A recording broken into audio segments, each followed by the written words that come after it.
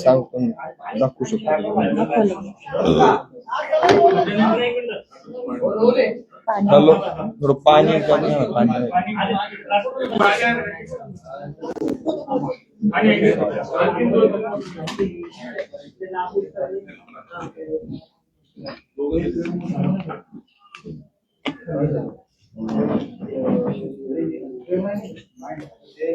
लागेल का सांगा.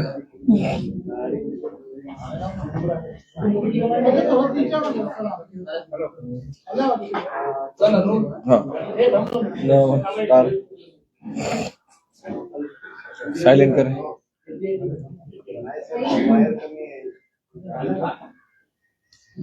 रोल करे काय भूमिका आहे तुमची उमेदवारी भरला होता नंतर मागे घेतलाय का आजचं सगळं सगळी प्रोसेस झाली काय ती.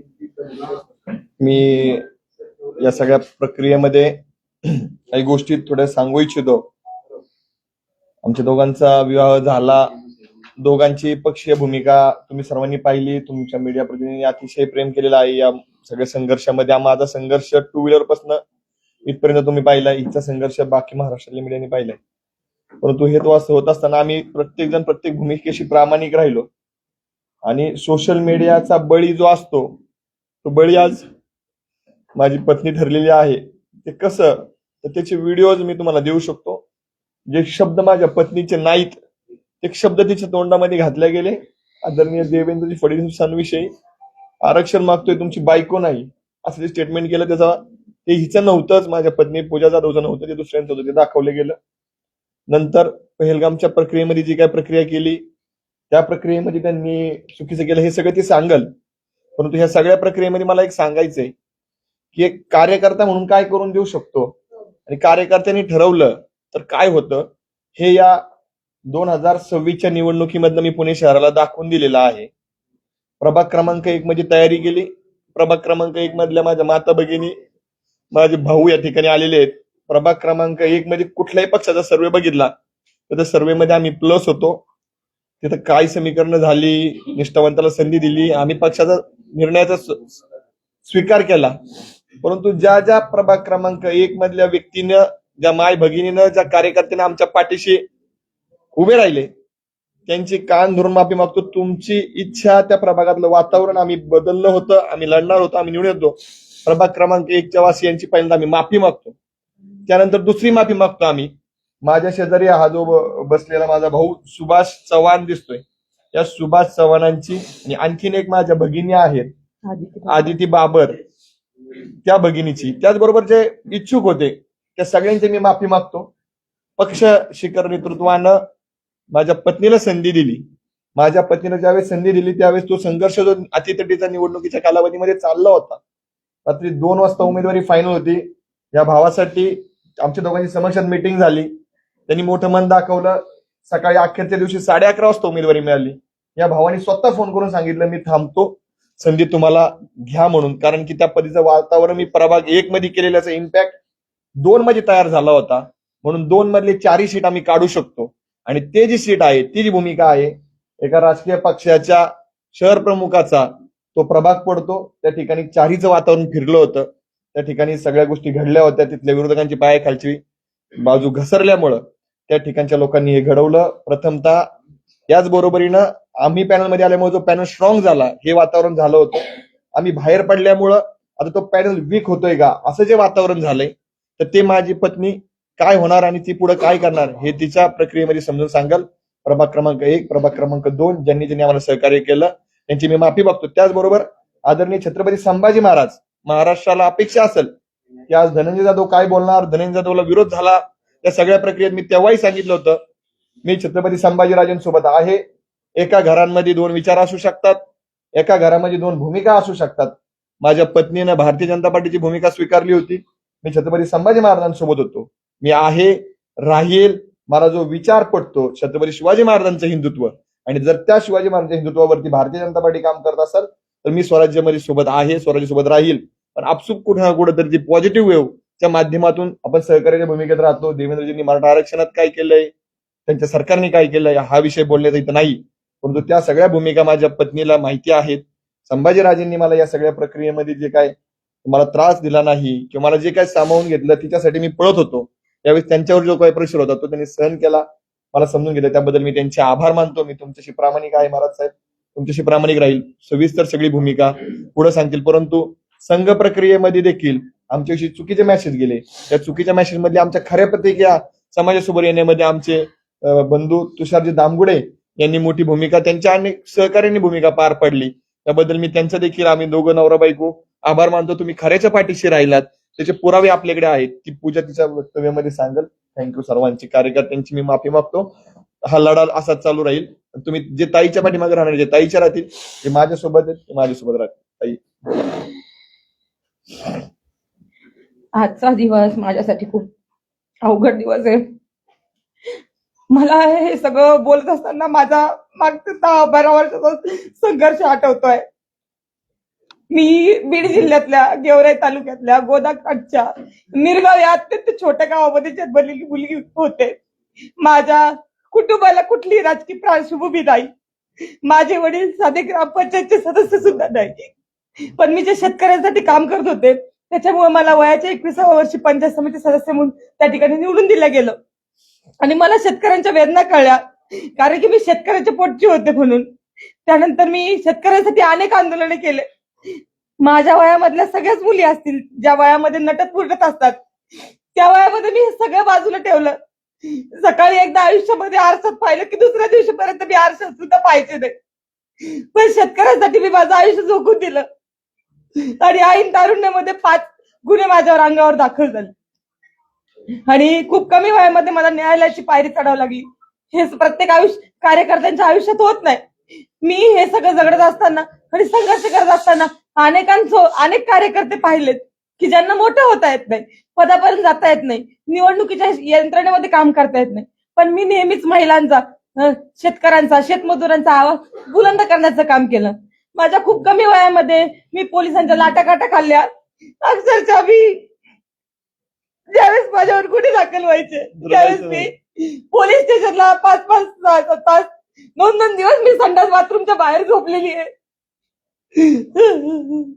आणि अनेक वेळा न्यायालयामध्ये ज्यावेळेस आपण शेतकरी गुन्ह्यावर काम करतो तर त्यावेळेस ते वकिलाचे पैसे भरण्यासाठी, न्यायालयाचे पैसे भरण्यासाठी सुद्धा माझ्या खिशेमध्ये पैसे नसायचे. पण अशा परिस्थितीमध्ये त्यांचा आवाज बुलंद केला. माझ्या गेवराई तालुक्यातल्या कार्यकर्त्यांनी कधी माझ्याकडून वडापावची सुद्धा अपेक्षा केली नाही. मी बिनलग्नाची मुलगी होते. राजकारण घाणेरडं असतं असं म्हणतात, पण माझ्या बापाने एवढं मोठं दगड काळीच करून एवढ्या राजकारणामध्ये मला घातलं. पण मी सुद्धा तशी वागले आणि संघर्ष करत राहिले.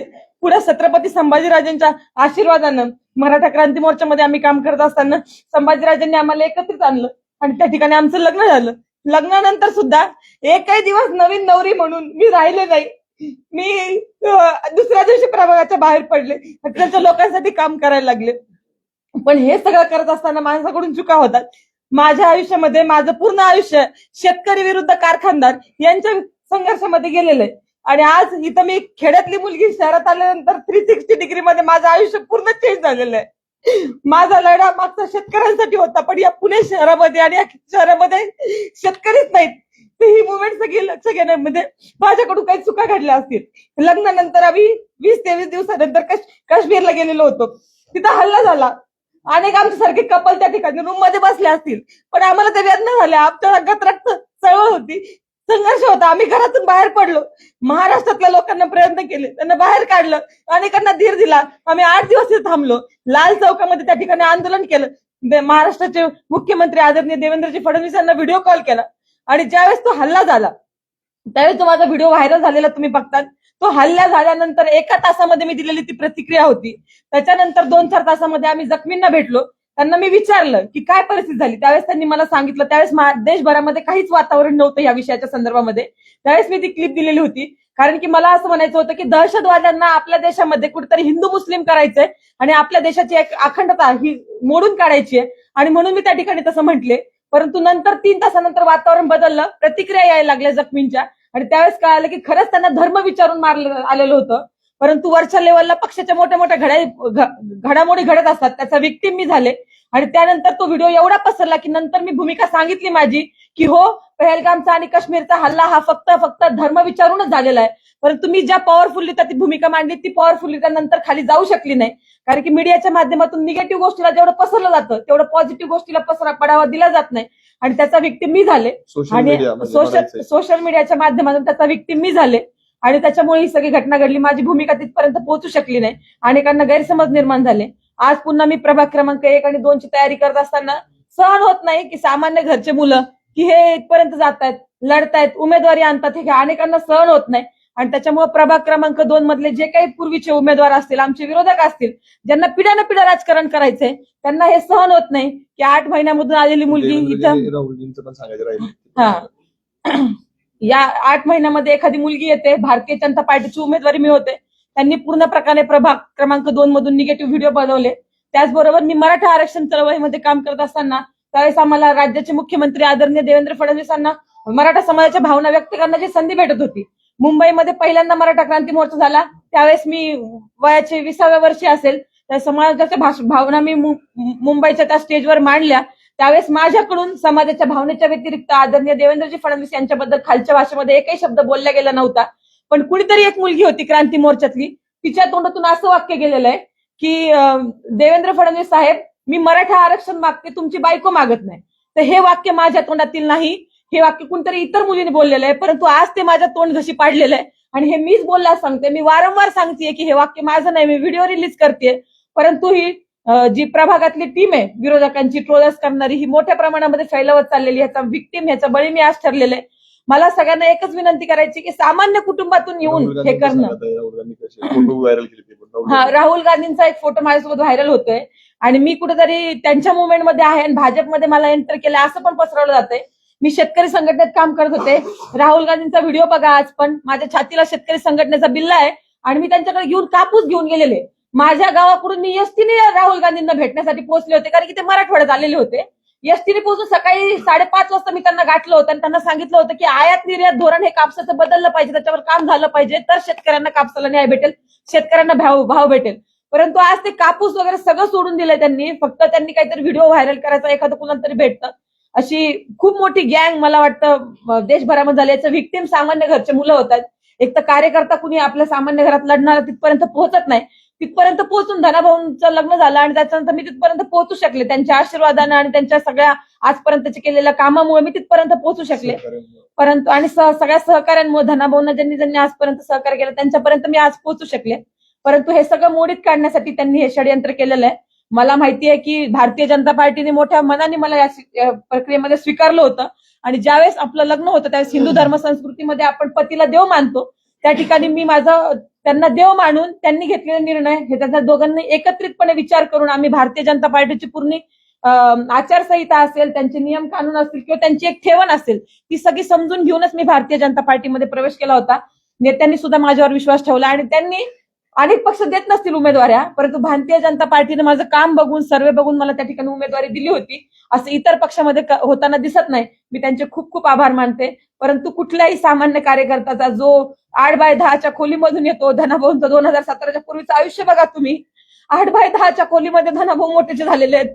अक्षरशः त्या रूमला संडास बाथरूम सुद्धा नव्हतं. अशा परिस्थितीमध्ये धनाभाऊ मोठे झालेले, तिथंच बेडरूम, तिथंच किचन, वरतू काय रूप पडू नये म्हणून त्याला मध्येच खांब लावलेला. अशा परिस्थितीमध्ये हा कार्यकर्ता मोठा झालेला आहे. मग ह्या ट्रोलर्सला सगळ्यांना तुम्ही सहन करतात. मोठे मोठे लोक चुकतात. मी म्हणत नाही की मी चुकले नाही. पहलगामच्या प्रकरणामध्ये मी चुकले असेल, माफी पण मागितली, मी दिलगिरी व्यक्त केलेली आहे. अनेक मोठे मोठे लोक चुकतात, पण त्यांना तुम्ही ट्रोल करत नाही. तुमची शिक्षित बरोबर सामान्य माणसाचा बळी घेताना तुम्हाला एक पोस्ट टाकणं, संघर्ष करणं, गुन्हे दाखल करून घेणं, याच्यापेक्षा खूप पलीकडचं असतं हे. जस्ट मोबाईल हातामध्ये घेऊन पोस्ट टाकणं, ती व्हायरल करणं एवढं सोपं हे आयुष्य नसतं. मुलीचं तरी कायमच नसतं. आणि मला असं वाटतं की ते तुम्ही सगळेजण केलं तर तुम्ही यशस्वी झाला. माझ्याशिवाय दुसऱ्या कार्यकर्त्याचा तुम्ही बळी घेऊ नये. पण जसा माझा बळी गेलाय, मला जाणीव आहे की प्रभाग क्रमांक 1 मध्ये मी तयारी करत होते, पण प्रभाग क्रमांक 2 मध्ये ज्यावेळेस मला उमेदवारी भेटली त्यावेळेस सुभाष भाऊ चव्हाण असतील, माझी छोटी बहीण म्हणेल मी तिला, ती पण मी जशी बिना लग्नाची असताना राजकारण करत होते, बिना लग्नाची बापाच्या आधाराने राजकारण करणारी आदिती बाबर, तिला ही उमेदवारी भेटणार होती, पण ती मला भेटली. ती माझी बहिणीसारखी आहे, मी तिच्या वेदना कळू शकते. ती सुद्धा एका लढणाऱ्या बापाची मुलगी आहे. तिच्यावर माझ्याकडून अन्याय झाला, तिचे मी खूप खूप मागे मारते. पण भविष्य काळामध्ये जिथं कुठं मला यांना संधी देण्याचा प्रयत्न होईल त्यावेळेस मी सक्षमपणे माझा सगळा त्याग करून त्यांच्या पाठीशी उभा राहील. आज असं म्हणलं जाते की प्रभाग क्रमांक 2 मध्ये ह्यांना पॅनल कमकुवत करायचा होता म्हणून त्या ठिकाणी केलंय.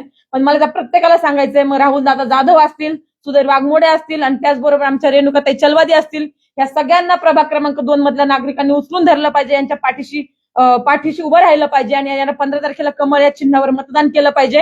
हे सगळं बाजूला सांगून मला एकच सगळ्यांना विनंती करायची आहे की मी भारतीय जनता पार्टीची आता कार्यकर्ता झालेली आहे. मी या पक्षामध्येच काम करणार आहे. सगळ्या संघ परिवाराने मला मोठ्या मनाने समजून घेतलं. अतिशय चांगली लोक आहेत ती, त्यांनी माझी भूमिका समजून घेतली आणि त्यांच्यासोबत मला काम करायचं. संघ परिवाराने मला समजून घेतलं आणि महाराष्ट्रामधल्या हिंदुत्ववादी संघटनांनी सुद्धा मला विनंती करायची की इथून पुढच्या काळामध्ये मला हिंदुत्वासाठी, मी स्वतः हिंदू आहे, हिंदुत्वासाठी मला काम करायचं. तुम्ही सगळ्यांनी मला सामावून घ्यावं. आणि खेड्यातली मुलगी आहे मी, चुकली असेल, शहरातल्या सगळ्या गोष्टी समजून घ्यायला मला वेळ लागेल, मी ते समजून घेईल, ही चळवळ समजून घेईल, संघ परिवार समजून घेईल, हिंदुत्व काय ते समजून घेईल आणि तुमच्या मार्गदर्शनाखाली इथून पुढच्या माझ्या आयुष्याची वाटचाल करेल. झालेल्या सगळ्या चुकांबद्दल मी माफी मागते आणि शहरात आणि राज्यात त्याचबरोबर जिथं जिथं भारतीय जनता पार्टीच्या कार्यकर्त्यांना माझी गरज असेल तिथं मी जीवाचं रान करणार आहे. मला माहिती आहे की आम्हाला मराठवाड्यामध्ये म्हणायचे की आपली मराठवाड्याची शेतकऱ्याची वाघीण आहे, परंतु वाघीण ज्यावेळेस जखमी झालेली असते तर त्यावेळेस ती अतिशय जोमाने काम करते. तसंच भारतीय जनता पार्टीचे सगळे उमेदवार निवडून जाण्यासाठी मी जोमाने काम करणार. मी जसं स्वतःसाठी लढले असते त्याच्यापेक्षा जास्त मी त्यांच्यासाठी लढणार. आमचे सगळे फाउंडेशनचे कार्यकर्ते, धनाभाऊंवर प्रेम करणाऱ्या माझ्या बहिणी, यांनी मी अतिशय नवीन असताना सुद्धा माझ्यावर बहिणीसारखं प्रेम केलं. त्यांचे ऋण मी आयुष्यात विसरू शकत नाही. मीडिया बंधू, माझ्या पाठीमागे आतापर्यंत आयुष्यात अनेक वेळा तुम्ही उभा राहिल्यात, त्याच्याबद्दल मी तुमचे चरण धरते, तुमचे आभार मानते. भविष्य काळामध्ये सुद्धा तुम्ही या पुण्याच्या शहरामध्ये, मोठ्या शहरामध्ये जे कधी पाहिलं नव्हतं आपण शहर, त्याच्यामध्ये तुम्ही मला सामावून घ्याल, त्याबद्दल खूप आभार मानते. धनाभाऊ, राजकीय आयुष्य आपल्या दोघांचं आहे, पण माझ्यामुळं किंवा आपल्या एकत्रित येण्यामुळं तुमच्या राजकीय कारकिर्दीला काही झालं असेल किंवा होते, त्याबद्दल मी तुमची बायको म्हणून तुमचे शरण धरून तुमचे खूप खूप आभार मानते. तुमचे लढणारे कधी रडत नाहीत. आयुष्यात मी तुला सांगितलंय रडायचं नाही, लढायचं. तर माझी माफी मागण्यापेक्षा पक्ष नेतृत्वाला तुझ्यामुळे जो काही त्रास झाला असेल त्यांची माफी मागणं उचित वाटतं आणि तू त्यांच्यासाठी तुझा घेतलेला पुढचा लढा तुला. पण एक पती कसा असावा, म्हणजे अनेक वेळा राजकारणात महिला आहेत, पती पुढे राजकारण करतो, महिला मागे राहते. पण धनाभाऊ विषयी सांगायचंय मला की त्यांनी कधी पण स्वतः मागे राहिले आणि तू आरक्षणावर महिलांचं लढतीये ना, तर तू समोर फ्रंट आली पाहिजे, ज्यांच्यासोबत काम केलं पाहिजे, त्यांच्या प्रश्नाला तू भिडली पाहिजे. आरक्षणातली बाहुली म्हणून त्यांनी माझा कधीच वापर केला नाही किंवा त्यांचा पुरुषार्थ कधी त्याच्यामध्ये आडवा आला नाही. त्यांचे चरण धरते मी. एकच राहिलाय फक्त एक मुद्दा, एकच राहिला एक मुद्दा. महाराष्ट्रभरातनं आमच्या प्रगतीवरती, आमच्या सामाजिक कामावरती अनेकांनी वेगळ्या प्रतिक्रियेतनं गेले 6 महिने माझ्या प्रभाग क्रमांक 1 मधल्या राजकीय विरोधकांना याच पत्रकार संघाच्या प्रिमायसेस मध्ये एक कुरघोडी केली. या ठिकाणी त्यांनी चुकीच्या पद्धतीने माझ्याविषयी नरेटिव्ह पसरवला. त्या व्यक्तीपासून तर माझ्यासोबत आजवर मैत्री म्हणून केलेल्या माझ्या मित्रांनी अनेकांनी सहकार्य केलं. अनेक काही मित्र माझ्यापासून दुरावून राजकारणाच्या प्रतिष्ठेपायी त्यांनी वेगळी भूमिका घेतली. त्या सगळ्यांना, त्यांच्या कुटुंबियांना माझा सल्ला आहे, राजकारणामध्ये स्वकर्तृत्वानं कष्टानं पुढे यायचं असतं.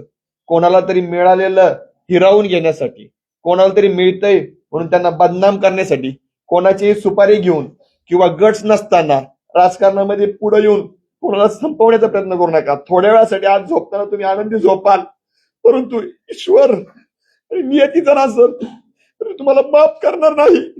प्रभाग क्रमांक 1 असो, प्रभाग क्रमांक 2 असो, माझ्यासोबत राहिलेले सगळ्यांचे आभार. ज्यांनी 8 महिन्यामध्ये काय माझे केले या पत्रकार संघातल्या सगळ्या लोकांना माहितीये. तुमच्यामध्ये माझ्याविषयी रोष निर्माण झाला असेल, तुमची परत माफी मागतो. परंतु माझ्या बाबतीत जे घडलं ते कोणाच्या बाबतीत घडवण्यामध्ये समर्थन देऊ नका. ज्या 1 मधल्या व्यक्तीनं हे केलं त्याला 1 मधल्या लोकांनी पाडावं आणि 2 मधल्या लोकांनी पण केलं त्यांनाही पाडावं आणि 8च्या 8 कमळ त्या 2 प्रभागांमध्ये उमलावेत ही अपेक्षा व्यक्त करतो. जे चुकलेत त्या 2 महिन्यात त्या मित्रांना देखील सल्ला आहे, ज्यांनी मदत केली त्यांनाही सल्ला आहे. मी तुमचाच आहे, मी तुम्हाला काही दुजा भावाची वागणूक देणार नाही. पण परत काम करा आणि संधी मागा, कोणाच्या पाठीत खंजीर खुपसू नका. आता आम्ही लढणार नाही आहोत. आता पूर्णपणे मी प्रभाग क्रमांक 1 मध्ये 4 उमेदवारी अर्ज दाखल केले होते. त्याच्यामध्ये 1 अर्ज हा धनाभाऊंचा होता, 3 माझे होते. आम्ही प्रयत्न करत होतो, परंतु नंतर शेवटच्या टप्प्यामध्ये आम्ही प्रभाग क्रमांक 2 साठी अर्ज भरला. ते सगळे अर्ज आम्ही आता मागे घेतलेले आहे. पुणे महानगरपालिकेच्या निवडणुकीमध्ये आम्ही कुठेही उमेदवार नसणार आहोत आणि त्यामुळे आम्ही भारतीय जनता पार्टीचे जे उमेदवार पक्ष जशी जबाबदारी दिली तिथं निवडून आणण्यासाठी प्रयत्न करणार आहोत. विशेष जबाबदारी प्रभाग क्रमांक 1 आणि 2 ची आमच्यावर असणार आहे. ह्या देशातलं हिंदुत्व टिकवण्यासाठी नरेंद्रजी मोदींनी जे प्रयत्न केलेले आहेत आणि मराठा आरक्षणासाठी देवेंद्र फडणवीसांनी जे प्रयत्न केलेले आहेत त्या साहेबांचे आदेश मानून मी भविष्य काळामध्ये हिंदुत्वासाठी काम करणार आहे आणि भारतीय जनता पार्टीच्या कोर टीम मध्ये येऊन काम करणार आहे. जर भारतीय जनता पार्टीकडून कुठलाही दबाव वापरला गेला नाही, कारण खरं तर दबाव तर त्यांना असता किंवा पहिला त्यांनी उमेदवारीच मला दिली नसती. हा सर्वस्वी निर्णय माझा होता. मी घेतलेल्या भूमिकेमुळे काही पक्षाच्या जागांवर अडचण निर्माण होते की काय असा प्रश्न निर्माण झाला होता. मला असं वाटतं की मी एकटी निवडून येण्यापेक्षा भारतीय जनता पार्टीचे अनेक लोक त्या ठिकाणी सभागृहामध्ये बसणं मला गरजेचं वाटलं आणि त्याच्यामुळे स्वतः जबाबदारी स्वीकारून माझ्या मागच्या आयुष्याची जबाबदारी स्वतः मी स्वीकारली आहे आणि मी त्याग करण्याचं ठरवलेलं आहे आणि मी त्याग करेल. मी तरुण आहे आणि याच्यामध्ये काही दिवस काळ जातील पण माझी त्याच्यासाठी तयारी आहे.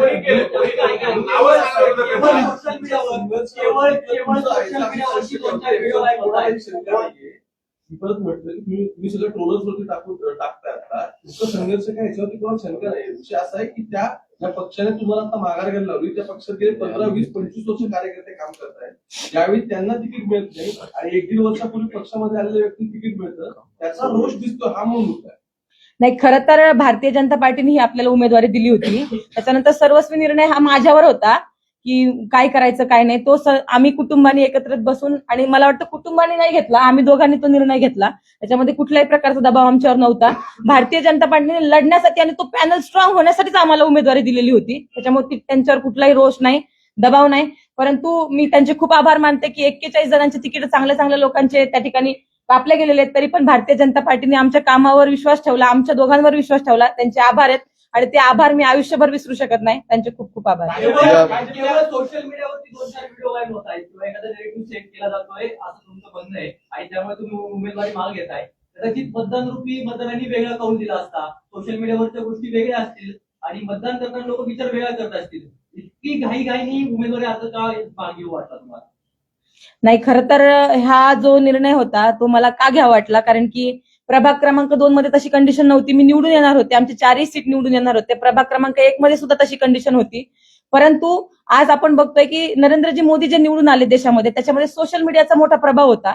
आजची तरुण पिढी ही सोशल मीडियावर खूप भाळलेली आहे आणि तिथं वातावरण असं निर्माण होत होतं की हिंदुत्वाला कुठेतरी डॅमेज करण्यासाठी यांना घेतलंय का आणि ज्या एजेंड्यावर भारतीय जनता पार्टी लढते तोच एजेंडा जर आपण तिथं धक्का लावणार असेल, तो धक्का माझ्याकडून तर लागणार असेल, तर असा डाग पक्षामध्ये प्रवेश करत असताना आणि वर्षाच्या पहिल्या दिवशी माझ्यावर नको होता मला आणि म्हणून मी हा निर्णय घेतलेला आहे. देवेंद्र फडणवीसांशी काही बोलणं झालं का तुमचं? कारण तुम्ही पक्षश्रेष्ठींनी कुठलाही दबाव आणला नाही म्हणताय.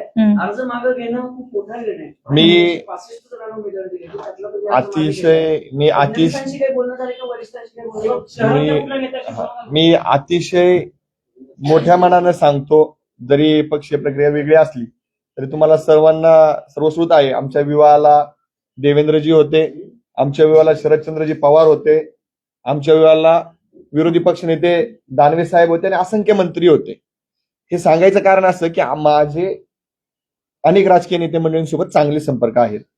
हा निर्णय होत असताना ज्यावेळी ती मुवमेंट अतिशय मोठ्या प्रमाणात वाढली तेव्हा पक्ष नेतृत्वाला जर त्रास होत असेल, पक्ष डॅमेज होत असेल, तर या पुण्यनगरीचं चांगलं काम करणारं नेतृत्व म्हणजे आदरणीय मुरलीधर मोहोळ असतील, आमच्या वडगाव श्री विधानसभा मतदारसंघाचे जगदीशजी मोळीक असतील, त्याचबरोबर मंगेशदादा गोळे आमच्या त्या भागात काम करतात ते आहेत, शहर नेतृत्व अध्यक्ष सगळी मंडळी आहेत आणि देवेंद्रजी आहेत.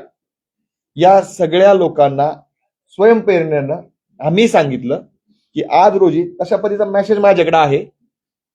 ताईचं म्हणणं आहे पार्टी फर्स्ट, आम्ही थांबतो. माझा मोबाईल आता माझ्याकडे नाही. पार्टी फर्स्ट ती म्हणतीये.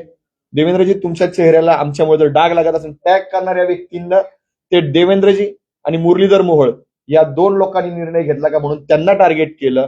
परंतु आमचा निर्णय, जसं मला त्या दादांनी विचारलं की अनेकांची उमेदवारी कापल्यान तुम्हाला काय मिळाली, सर्व्हेमध्ये आमचं नाव होतं. सर्व्हेनुसार आम्ही भारतीय जनता पार्टीचे विचार स्वीकारले होते. आम्ही त्या भागामध्ये केलेलं हिंदुत्वाचं काम, अनेक यज्ञ महायज्ञांपासून तर लोकविकासाची कामं, 5 कोटींचा विकास निधी, पुण्यातला एकमेव उमेदवार असेल किंवा महाराष्ट्रातला एकमेव उमेदवार असेल, निवडणुकीच्या आधी 5 कोटींची विकास कामं या प्रभाग क्रमांक 1 ला मिळालेली आहेत. मित्रांनो, हे 5 कोटीची विकास कामं आणत असताना मला याच शासनाचं सहकार्य झालं होतं. त्यामुळे मी प्रभागामध्ये निवडून येण्याच्या क्रायटेरियामध्ये का आलो, ताई निवडून येण्याच्या क्रायटेरियामध्ये का आली, विकास कामं केली म्हणून, आणि ते शासनाचं बजेट होतं. एवढी मदत जर शासन आम्हाला निवडून येण्याच्या क्रायटेरियामध्ये येण्यासाठी करतंय, तर आम्ही स्वयंस्फूर्तीने त्यांना संपर्क केला.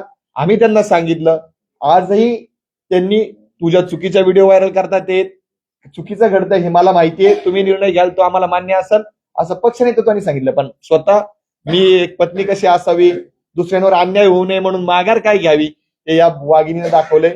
मी माझ्या वतीनं, माझ्या मित्रांच्या वतीने तिचा आभार व्यक्त करतो आणि आम्हाला कोणी दबाव टाकणार मुद्दा नाही. असा आहे पूजा आणि धनंजय, तुम्ही एकटे नाहीत, परस्पर विरोधी भूमिकेतनं दुसऱ्या पक्षात गेलं. यापूर्वी अनेक लोकांनी वेगळी राजकीय भूमिका असतानाही भाजपमध्ये आल्यानंतर त्यांचं पुनर्वसन व्यवस्थित झाले. तुम्हाला दोघांनाच का टार्गेट केलेलं, याच्यामध्ये कोण आहे, तुम्ही नावं घेऊन सांगा. भाजपच्या अंतर्गत अनेक प्रयत्न झाले, त्यांना काय टार्गेट केलं? मी स्पष्ट सांगतो, मी आता काल मी तक्रार केलेली, उत्तर देतो तुमचं. मी काल तक्रार केलेली आहे, मला प्रश्न कळाला, मी काल तक्रार केलेली आहे. पूर्णपणे प्रभाग क्रमांक 2 मध्ये fake narrative, fake media agency लावलेल्या आहेत. त्या एजन्सी कोणाच्या आहेत याचे पुरावे माझ्याकडे आहेत. शिवसेना 02 म्हणजे काय, तर शिवसेना प्रभाग क्रमांक 2, आणि त्या ठिकाणी कार्यकर्ता शिवसेनेचा तो टाकणारा नाहीच आहे. राष्ट्रवादी काँग्रेस पक्षाच्या कार्यकर्त्यांना पेड एजन्सी देऊन फेक अकाउंट खोललं आणि त्याच्यावरनं सुरुवात झाली. त्याच्या पुराव्यानिशी आम्ही तक्रार केली. म्हणजेच कोण, तर पुणे शहरातली राष्ट्रवादी काँग्रेस पार्टी, राष्ट्रवादी काँग्रेस पार्टीचे त्या भागातले सगळे नेतृत्व, सगळे उमेदवार, या सगळ्या मंडळींना त्या ठिकाणावरनं ते पेरायला सुरुवात केली. आणि नावं ही तुम्हाला सर्वांना माहिती आहेत. त्या भागातला माजी नगरसेवक असतील, ते आदरणीय असतील माजी नगरसेवक, आताचे सगळे उमेदवार यांनी मिळून ते षडयंत्र केलं. संघाच्या प्रतिनिधींपर्यंत आम्ही ते पोहोचवलेलं आहे. त्यामुळं आम्ही बळी फक्त ठरलोय खोट्या ट्रोलरचा.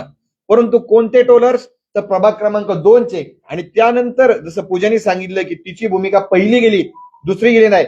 आज अनेक मोठ्या मोठ्या मीडिया प्लॅटफॉर्मवरती आमच्याविषयी पहिल्या टप्प्यात निगेटिव्ह आलं, पण जेव्हा आमचे खुलाशाचे व्हिडिओ त्यांच्याकडे गेले, त्या सर्व मीडिया पेजेसचे मी आभार मानतो. त्यांनी नंतर आमची सकारात्मक भूमिका घेतली. पण आमच्याविषयी सकारात्मक वातावरण झाल्यानंतर सुद्धा आम्ही थांबायचा निर्णय घेतला. तो म्हणजे एका चेहऱ्यामुळं, एका नगरसेवक पदासाठी भारतीय जनता पार्टी सारख्या पक्षाला जर आमच्यामुळे वेदना होणार असतील, देवेंद्रजींना वेदना होणार असतील, मुरलीधर मोहोळांना वेदना होणार असतील, या सगळ्या गोष्टी झाल्यानंतर आज देखील ते आमच्या सोबत राहिले होते. आम्ही स्वयंस्फूर्तीने निर्णय घेतलाय आणि तसा SMS माझ्या मोबाईलमध्ये आहे, मी तुम्हाला ते दाखवू शकतो. पण त्या खासगी गोष्टी आहेत आमच्या, त्यामुळे तुम्ही तेवढ्या गोष्टी ओपन करा असं विनंती करू नये. त्यामुळं तुम्हाला आणखीन काय विचारायचं विचारा. फक्त 2 अजित पवार राष्ट्रवादी. आम्ही खरं तर तुमच्या भावनेचा आदर करतो, पण तुम्ही असं म्हणतात की प्रस्थापित जे नेते आहेत त्यांचा मी बळी ठरलो. दुसरी गोष्ट म्हणजे आताच तुम्ही 8 महिन्यापूर्वी भाजपामध्ये प्रवेश केला पूजा ताईंनी. निवडणूक होण्याच्या पूर्वी तुम्ही खरं तर 5000 किलो मटण वाटलेलं होतं. त्या मटणाच्या जे पोस्टर लिहिलं, त्या पोस्टरवर एकीकडे मुरलीधर मोहोळचा फोटो होता, त्यामुळे दुसरीकडे तुमचा फोटो होता. म्हणजे तुमच्या घरामध्ये 2 मतप्रवाह आहेत. आता तुम्ही म्हणतायत की मी स्वराज्य सोबत आहे. नक्की तुम्ही स्वराज्य संघटनेसोबत आहात? मला अपेक्षित होता हा प्रश्न येणं, आणि हे जे राजकारण तेव्हा पण घडलं ते याच गोष्टीमुळे घडलं. तुम्हाला सर्वांना माहिती असेल, आमच्या भागातले, त्याचबरोबर पुणे शहराचे राष्ट्रवादी काँग्रेसचे शहर प्रमुख सुनील टिंगरे यांचा आखाड मेळावा हा अनेक वर्षांपासून पुणे शहरामध्ये चर्चेत असतो. लाखो रुपयांचा खर्च त्या आखाड मेळाव्याला होतो, आणि आखाड मेळाव्याला खर्च होत असताना माझी तेवढी कॅपॅसिटी नाही, पण स्पर्धा माझी त्या प्रभागामध्ये आहे. लाखो रुपये ते खर्च करू शकतात. त्या ठिकाणी चेहरे पाहून इन्व्हिटेशन दिलं जातं. त्यावेळेस मुंबईत मी असं म्हणू शकत नाही, पण अनेक चॅनलनी माझी व्हिडिओ केली होती, त्यात मी स्पष्ट मांडलं होतं, एका ठिकाणी लाखो करोड रुपये खर्च करून जर मेळावे होऊ शकतात, मटणावळी धाडल्या जाऊ शकतात, तर माझ्यासारखा छोटा कार्यकर्ता काय करू शकतो? झोपडपट्टीतल्या ज्यांना मटण मिळत नाही, चिकन मिळत नाही, त्यांना मी वाटलं. हो, त्या दिवशी माझी एक चूक झाली. पालखी मार्ग परतीचा ती पालखी सोहळा येणार होता, ती चूक झाली, त्याच्याविषयी मी दिलगिरी टाकली. पण तुम्ही चिकन का वाटलं? थांबवलं आम्ही. चिकन का वाटलं? त्याचं कारण म्हणजे त्या प्रभागामध्ये जी संस्कृती मटण वाटपाची, त्याचबरोबर त्या आखाड्याची जी राबवलेली आहे, त्या लोकांच्या सोबत माझी राजकारणाची स्पर्धा होती, म्हणजे पूजेची स्पर्धा होती. त्यामुळे तो उपक्रम घ्यावा लागला. त्याबद्दल देखील मी नंतर पोस्ट टाकून दिलगिरी व्यक्त केली. हे सगळं मूळ कारण जे जातंय मला चिकन का वाटावं लागलं तर हे मटणावळी घालतात म्हणून मला चिकन वाटावं लागलं. आणि त्यावेळी देखील मला वेगळ्या पद्धतीने ट्रोल केला गेला. परंतु अनेक मीडिया बांधवांनी माझ्या बाबतीमध्ये तिथं येऊन ज्यावेळेस सर्वेक्षण केलं त्यावेळेस माझी भूमिका खरी वाटली म्हणून लोकांनी मला ट्रोल केलं. पण ज्यांना खरं माहिती त्यांनी ट्रोल केलं नाही. हा सगळा बळी प्रभाग क्रमांक 2 प्रभाग क्रमांक 1 त्या ठिकाणच्या मंडळींकडनं घडलेला आहे. एक मधली मंडळी म्हणजे कोण तर त्या ठिकाणचा राष्ट्रवादीचे आत्ताचे नगरसेवक जे माझ्या विरोधात याच पत्रकार संघामध्ये एका व्यक्तीला येऊन याच पत्रकार संघाचं भाडं म्हणजे जे बिल असतं ते भरलेलं त्या व्यक्तीने त्या खिशातल्या पैशाने त्या एका व्यक्तीने याचं बिल भरलं. तो व्यक्ती त्याचबरोबर 2 नंबर प्रभागातले सगळी मंडळी ही सगळी आहेत. या पत्रकार बांधवांना देखील ते माहिती आहे की माझ्या विरोधामध्ये या कुरघोड्या केल्या. त्यामुळे हे सगळं घुमून फिरून तिथं येतं आणि याचं एकच प्रायचित्त माझ्या माध्यमातून मी फेडू शकतो. 2 नंबरच्या नागरिकांना मी सांगतो की त्या ठिकाणी वारंवार 30 लोक नगरसेवक होणार, त्याच लोकांचे भाऊबंद नगरसेवकामध्ये येणार. आज तुम्ही आमच्यावरचा अन्याय सांगताय. तुम्ही त्या ठिकाणी पहा ना त्या 2 नंबर प्रभागामध्ये राष्ट्रवादी काँग्रेस पार्टीकडे इतर उमेदवार नव्हते का? का त्यांनी त्यांच्या भावांना चुलत भावांना उमेदवारी दिल्या? याचं उत्तर तुम्ही असं आहे तुम्ही दोघं एकमेव नेते नाहीत की जे विरोधी विचारसरणीतनं भाजपमध्ये आलं. तुम्हालाच काटा आणि तुम्ही सांगता आता राष्ट्रवादीने सगळं केलं पण भाजपने तुम्हाला एवढ्या गोष्टीत का नाही सहकार्य केलं की सर आमच्या मुळामध्ये सामावून घेणं अपेक्षित होतं ना. आमचा भाजपने वादावादात तुमचा काय राजकीय नाही, कार्यक्रम नाही. झाला? भाजपने सांभाळून घेण्याचा प्रयत्न केला सर, पण जे घराणे राजकारणामध्ये पिढ्याने पिढ्या आहेत त्यांच्यावर कसल्याही प्रकारचे आरोप झाल्यानंतर त्यांचं वैयक्तिक त्यांना मन नसतं त्यातून ते तरुण नेतात. आम्हाला हे शिकणं घरातून कुटुंबातून नसल्यामुळे आम्ही ते शिकू शकत नाही. शेवटी आम्ही राजकारण करताना एकीकडे मन राखतो आणि त्या मनातून राजकारण करतो. आम्ही फर्स्ट प्रायोरिटी आमच्या भावनेला असते आणि नंतर राजकारणाला असते आणि ह्या दोघी एकत्रित करून राजकारण होऊ शकत नाही हे प्रस्थापितांना कळतं, ते आमच्यासारख्या सर्वसामान्यांना कळत नाही. आणि त्याच्यामुळे आम्ही हा निर्णय घेतला की आपल्यामुळे जर कुणाला तोटा होत असेल तर आपण एकदा थांबलेलं बरं आहे, परंतु कुणाला त्रास होता कामा नये ही भूमिका आम्ही घेतलेली आहे, पक्षाची नाहीये. दुसरी गोष्ट म्हणजे तुम्ही असं म्हणताय की देवेंद्र फडणवीस बाबतीत जे वक्तव्य केलं ते माझं नाही, ते वक्तव्य तुमच्या तोंडामध्ये घातलंय. जी बोलणारी मुलगी होती मग ती कोण होती? माझ्याकडे आहे ती, माझ्याकडे आहे माझा मोबाईल जर असेल तर मला आज ज्यावेळेस माझ्याविषयी असं झालं ना तर त्यावेळेस मला एका जणांनी व्हॉट्सअपला टाकलंय की ताई खरं आहे तुमचं की ती मुलगी तुम्ही नाही आहात. तर ती परळी तालुक्यातली बीड जिल्ह्यातल्या परळी तालुक्यातली समथिंग साळुंके नावाची काहीतरी मुलगी आहे. माझा मोबाईल असेल तर तुम्ही बोला. साळुंके नावाची काहीतरी ती मुलगी आहे आणि त्या मुलीने ते सगळं केलेलं आहे. परंतु नंतर काय झालं मराठा आरक्षणामध्ये मुली नंतर संसारात लागल्या कारण की आम्ही सगळे त्यावेळेस अनमॅरिड होतो. नंतर मुली संसारामध्ये लागल्या परंतु माझी मुवमेंट चळवळीची मी चालू ठेवली त्याच्यामुळे त्या कालांतरानं महिला मागे पडल्या परंतु माझा चेहरा नेहमी नेहमी समोर येत राहिला आणि त्याच्यामुळे ती मुलगी मीच आहे की काय असं भासवलं गेलं ते माझ्या तोंडी घातलं गेलं असा तो विषय. पण मी असं बोललेली नाही. तुमच्या या पूर्वीच्या भूमिकेबद्दल आक्षेपच नाही. तुम्ही संघर्षशील आहात, शेतकरी संघटनेत आलात ती तुमची भूमिका योग्यच होती. आजही तुम्ही त्याच्यावर ठाम असणं अपेक्षित आहे. तुम्ही पक्ष बदलला, भूमिका बदलली, सगळं ठीक आहे. मग भाजपने ह्या सगळ्या गोष्टी तुम्ही म्हणतात खोटा आहे ते व्हिडिओ, भाजपने ह्या गोष्टी काय सांभाळून घेतल्या किंवा तुम्हाला समजून बाबा माहिती आहे सगळं मग तुमचा बळी का दिला जातोय सगळ्या राजकारणात? आम्ही ती संधी दिली नाही त्यांना. आम्ही निर्णय घेतला, आमच्या कार्यकर्त्यांना संधी दिली नाही, आम्ही आमच्या नेतृत्वाला संधी दिली नाही. आम्ही निर्णय घेऊन टाकला की आम्ही आता या ठिकाणी थांबतोय. त्यामुळं तिथपर्यंत असं काही आहे का तुमचा प्रवेश जगदीश मुळीकर दूर झाला म्हणून इथल्या पुणे नाही, नाही. शीर्ष नेतृत्वाने एक- हे सगळं अंतर्गत राजकारण घडून नाही, मी स्पष्ट सांगतो या राजकारण जगदीश मुळीकरांच्या अंतर्गत भांडणात लास्ट तुमचा बळी लावायचं होतं. आम्ही एक असे उमेदवार असू मला असं वाटतं की या पुणे शहरामध्ये सर्वांनी या उमेदवाराला उमेदवारी द्या. 1 मध्ये कापली तरी 2 मध्ये द्या. सगळी नावं जर काढली तर सगळी जण फक्त या पुणे शहरात एकमेव व्यक्तीच्या पाठीशी उभी राहिली असतील ती म्हणजे पूजा मोरे. त्यामुळे संघर्षामधून अनेकांचे बळी गेले असतील पण संघर्षामध्ये वाचणारी फक्त पूजा मोरे आहे. तिला उमेदवारी मिळाली. जगदीश मुळीक असू द्यात, माननीय मुरलीधर अण्णा असू द्यात किंवा त्या भागातली सगळे नेते मंडळी ते आमच्या सोबत होते, राहिलेत. माननीय मुख्यमंत्री साहेब आम्ही फक्त आरक्षणात मत आहे नाही तुमची बायको मारत. हा व्हिडिओ मी दाखवते. मान्य करतो ना आम्ही त्या अगोदरच्या टप्प्यात गेली त्याच लोकांनी आता आमचं समर्थन टाकले. हे बघा हे ऐका आरक्षणात मत आहे नाही तुमची बायको मारत. मी पूर्वी भाजपमधून इच्छुक होते. माझा प्रवेश कुठल्याही प्रकार झालेला नव्हता. माझ्या त्या दिवशी उमेदवारी अर्ज मला भेटला त्यानंतर माझा भाजपमध्ये प्रवेश झालेला आहे आणि त्याच्यानंतर या घटना घडलेल्या आहेत सगळ्या. मी भाजप पक्षाकडून पूर्वी इच्छुक होते पण भाजपने मला स्वीकारलेलं नव्हतं. ते 2 दिवसापूर्वी स्वीकारलं गेलं ज्यावेळेस मला उमेदवारी अर्ज भरला आणि त्याच्यानंतर या सगळ्या घटना घडलेल्या. पण ताई एवढा मोठा पक्ष, एवढा मोठे सर्वे करणारा पक्ष, त्यांना माहित असेल ना का तुमच्या बाबतीत अशा पद्धतीचं ट्रोल होऊ शकतं. हो, नव्हतंच होणार. त्या गोष्टी हाच मुद्दा आहे. एवढं सॉरी एवढं सांगून पण आता फक्त तुम्ही सर- तुम्ही म्हणताय का आमच्यामुळं काही लोकांचं बळी जाऊ शकतो म्हणून आम्ही सर मी सांगू शकतो सर, मी तेच उत्तर देतो. एवढं सांगून पण आता सुद्धा पिक्चर क्लिअर होत नाहीये. आता सुद्धा क्लिअर होत नाहीये ती महिला ही नाहीच आहे हे आम्ही सांगतोय. मग पहलगामच्या प्रक्रियेमध्ये तिथली झालेल्या प्रतिक्रियेनंतर आमची दुसऱ्या तासाला आलेली प्रतिक्रिया आणि चौथ्या तासाला आलेली प्रतिक्रिया हे पहा. म्हणजे लोकांना होतंय काय, खोटं फास्ट पसरतंय आणि खरं लोक स्वीकारायलाच तयार नाहीयेत. आता तुम्ही देखील आमच्या प्रतिक्रिया 5 मिनिटांनी तुमच्याकडे देतो. पहलगाम अटॅक नंतर जो हल्ला झालेला आहे तो हिंदू धर्म विचारूनच मारलेला आहे आणि ज्यांनी मारलं त्या पाकिस्तानचा मारणाऱ्यांचा निषेध करते. ही भूमिका व्यक्तिगत यांनी मांडली आणि संघ म्हणून शेजारून पूजाताईंविषयी निगेटिव्ह भूमिका या तुषारदादांनी मांडली. पण तुषारदांची भूमिका त्यावेळेस बरोबर होती आणि पूजाताईंनी त्यावेळेस भूमिका घेतल्यानंतर त्यांनी देखील मान्य केलं की पूजाताईंनी मांडलेली भूमिका त्यावेळेची योग्य होती, नंतरची. बरोबर आहे का तुषारदादा? ते सेम डेचा व्हिडिओ आहे. त्यामुळं या सोशल मीडियावर तुम्हाला आज ट्रोलिंग झालेलं आहे, यापूर्वी झालेलं आहे. त्यापूर्वी तुम्ही समोर येऊन सगळे खुलासे केले. मग आत्ताच असं काय भाऊ केला गेला की तुमचं पाच मिनिटं आपल्याला- अहो. तुम्हाला एक मुद्दा लढायचं होतं, तो कामाला गेला, दोन मध्ये टाकलं गेलं. हे कोण करतंय सगळं? सगळं झालं असं सिद्ध होतंय का? मी तेच सांगतो. माझं अनेक मोठ्या सोशल मीडिया किंवा थिंक टँक मध्ये काम करणाऱ्या लोकांसोबत बोलणं झालं. ते म्हणले की तुमची ज्यावेळेस पहिली प्रतिक्रिया आली ते पाहून आम्हाला संताप वाटला, आम्ही व्यक्त झालो. मग त्यांना ज्यावेळेस आमची दुसरी प्रतिक्रिया गेली कमेंट मध्ये त्यावेळेस ते म्हणले आम्ही चिंतन केलं हे चुकीचं वाटलं म्हणून आमची भूमिका बदलतो. पण त्या कालावधीमध्ये एवढा वेळ गेला होता, नॅशनल लेवलला ट्विटरवर चालू झालं होतं. काँग्रेस हे सगळे याच्यामध्ये इन्व्हॉल्व्ह झाले, बाकीचे लोक इन्व्हॉल्व्ह झाले. सुरुवात प्रभाग 2 मधनं झाली, पण ते हिंदी मीडिया असू द्यात, हिंदी प्लॅटफॉर्म असू द्यात, ट्विटर असू द्यात, त्यामध्ये ट्रेंडिंगला चाललं आणि ते थांबवणं इतक्या सोपं नाहीये म्हणून आम्हाला थांबावं लागलं. हे स्पष्ट पद्धतीने राष्ट्रवादीवर आरोप करताय, तुम्ही ज्या राष्ट्रवादीवर आरोप करताय, तुम्ही अजित पवारांनाही भेटले तिथे भेटत नव्हते ते. हा मग का कोणी ऐका ना, या तुम्ही आता म्हणता हिंदुत्वाची भूमिका घेतली, आम्ही सोबत राहणार. जर तुम्हाला माझ्यासोबत- तुम्ही नेमकं विचारायचे. माझ्यासोबत बालाजीराव, माझ्यासोबत त्यावेळेस एक व्यक्ती होते.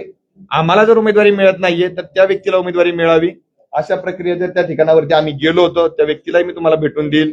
ते व्यक्ती त्या ठिकाणी सतीश मस्के मग तेच सांगतो. सतीशजी मस्के तेच सांगतो. बालाजी दादा, सतीश मस्के त्या भागातले जे आहेत ते देखील त्या प्रभागामध्ये इच्छुक होते.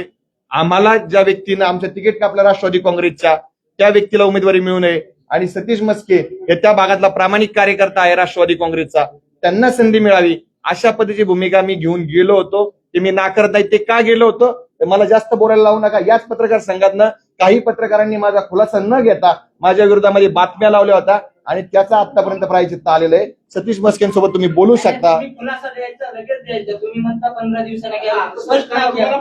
सतीश- फोन केले तुम्हाला आणि सांगितलं आणि समजावलं. संभाजी महाराज तुम्ही असा आरोप करू नका. तुम्ही स्पष्ट सांगा. मी स्पष्ट सांगतो.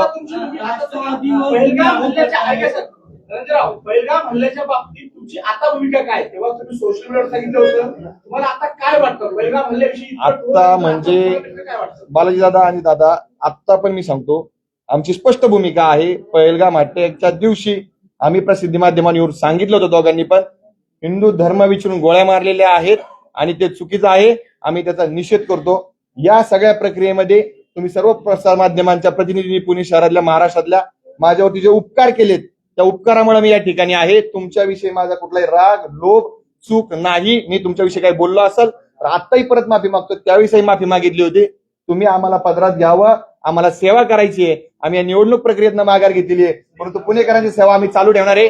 अखेरचा मुद्दा करून आपण पूजा मोरे यांना बसल्यामध्ये आता बघतोय आपण. नाही, तुम्ही सांगा तुम्हाला काय वाटतं? तुम्ही जेव्हा जम्मू काश्मीर जाऊन जी काही भूमिका व्यक्त केली होती त्या भूमिकेशी तुम्ही आता सहमत आहात का? पहिलगाम मध्ये जे झालंय तुम्ही म्हणला तसंच काय झालं होतं का? आता काय वाटतं? नाही, त्यावेळेसच मी माझी भूमिका स्पष्ट केली होती की जो दहशतवादी हल्ला झालाय पहलगामचा तर तो फक्त आणि फक्त धर्म विचारूनच झालेला आहे.